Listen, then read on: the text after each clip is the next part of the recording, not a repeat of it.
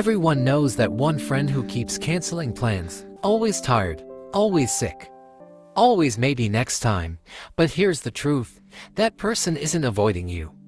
They're protecting something much deeper than you think. If a quiet Friday night at home feels better to you than going out, this is for you. If pajamas beat parties, you're not strange, you're just wired differently. And today, we're unpacking the psychology behind people who genuinely love staying home. Society often labels these people as boring, but science tells a very different story. The difference starts with how people recharge their energy. Extroverts gain energy from people, noise, and constant movement. Crowds charge them up, but introverts and solitude lovers recharge in silence. Every conversation, even a fun one, slowly drains their battery. Home is the only place that fully recharges it. Psychologists explain this with something called optimal arousal theory.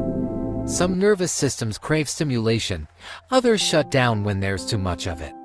This isn't laziness or fear, it's biology. But introversion isn't the whole story.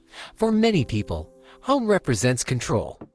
Outside, everything is unpredictable: loud strangers, sudden changes, empty small talk. At home, you control the light, the sound, the atmosphere. For people with anxiety or high sensitivity, that control isn't comfort, it's survival. Here's something most people don't expect. Research shows that people who enjoy solitude are often more creative, more reflective, and better problem solvers. Staying home doesn't mean doing nothing. It's where ideas quietly grow. Not in loud bars or crowded rooms, but in silence, with a book, with your thoughts. At 2 a.m., when the world finally shuts up, modern culture glorifies being everywhere, all the time.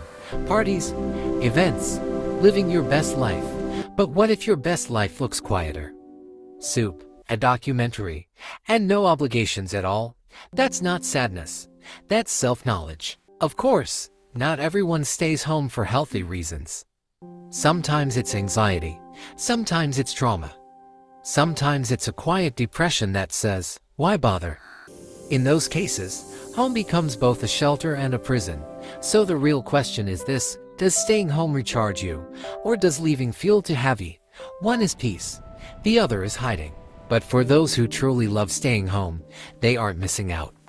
They're just paying attention to different things. Small rituals, quiet joy, moments others rush past without noticing. Psychologists call this low stimulation preference. These people don't need constant entertainment. Their inner world already has enough depth. So if you decline invitations without guilt, enjoy solo weekends, and choose comfort over noise, you're not broken. You're just built for depth, not chaos. Now tell me, do you prefer staying home, or do you think we're all just making excuses? If you want psychology that most people never hear about themselves, the next video will hit even harder. Subscribe and like, you don't want to miss what's coming next.